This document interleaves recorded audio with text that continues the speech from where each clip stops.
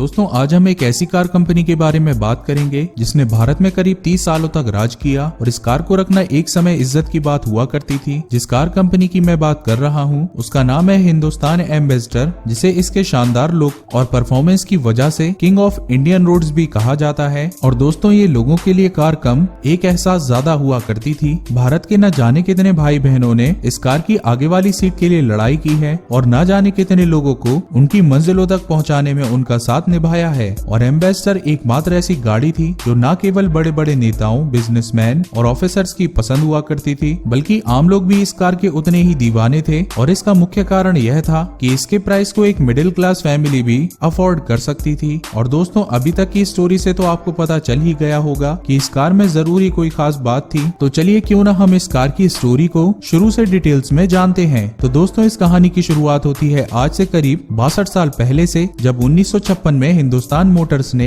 British motor corporation से उनके दो कार मॉरिस ऑक्सफोर्ड सीरीज 1 और सीरीज 2 के कार बनाने का लाइसेंस ले लिया था और फिर अपनी कार हिंदुस्तान 10 और लैंड मोटर बनाई और फिर मॉरिस ऑक्सफोर्ड 3 के तर्ज पर 1958 में एम्बेसडर बनाई गई, जिसका डिजाइन उस समय के हिसाब से बहुत ही जबरदस्त था और इसमें मौजूद जगह भी काफी थी। और इस कार को जिन्होंने डिजाइन किया था उनका नाम था एलेक्स इगोनिस। यह कार पूरी तरह से मेड इन इंडिया फील हुआ करती थी। और दोस्तों बता दूं हिंदुस्तान मोटर बिरला ग्रुप का ही एक हिस्सा है, जिसकी स्थापना 1942 में बीएम बिरला ने की थी। और एम्बेसडर कार के उस टाइम के जो कंपटीटर थे उन कार्स का नाम था प्रीमियम पद्मिनी और स्टैंडर्ड 10। लेकिन इन कारों की तुलना में एम्बेसडर कार डिजाइन और उसके अंदर का स्पेस इसके लिए एक प्लस पॉइंट हुआ करता था, जो इसको न केवल दूसरी कंपनीज की कारों से बेहतर बनाता था, बल्कि यही वजह थी कि यह कार लोगों के जज्बातों से जुड़ चुकी थी। और अपने शुरुआती दिनों से करीब 80 के दशक तक यह कार पूरे भारत में राज करती रही। लेकिन जितनी ऊंचाइयों को इस कार ने देखा था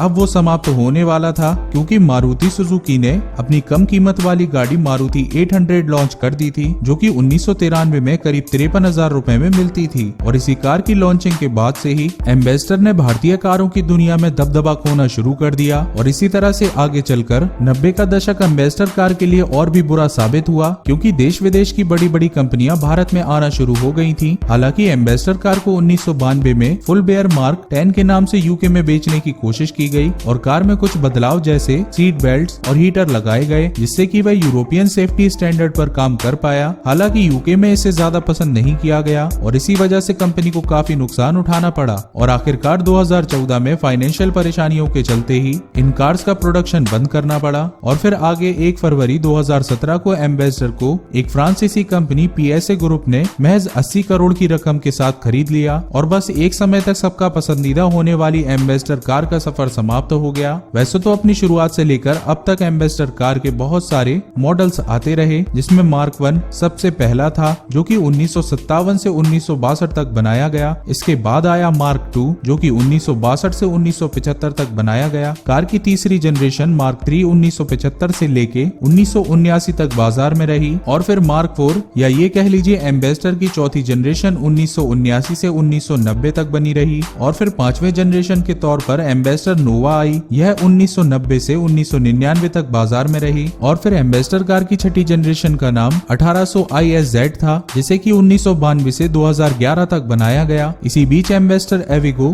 नाम से भी एक कार लॉन्च की गई थी, जिसे कि बाजार में वापसी के लिए हिंदुस्तान मोटर ने एक स्ट्रेटेजी के तहत लॉन्च किया था, लेकिन यह कार भी कंपनी को बचाने में नाकाम रही। और फिर 2013 में एम्बेसडर का आखिरी मॉडल लॉन्च किया गया, जिसका नाम था एम्बेसडर एनकोर। यह कार BS4 मानकों पर आधारित थी। इतने प्रयासों के बाद भी हिंदुस्तान मोटर की एम्बेसडर वापसी नहीं कर सकी। बहरहाल कुछ भी हो, एम्बेसडर की जगह हमारे दिलों में हमेशा रहेगी और किंग ऑफ इंडियन रोड्स तो हमेशा इसी के साथ जोड़ा जाएगा। उम्मीद है कि एम्बेसडर की यह स्टोरी आपको जरूर पसंद आई होगी। आपका बहुमूल्य समय देने के लिए बहुत बहुत धन्यवाद।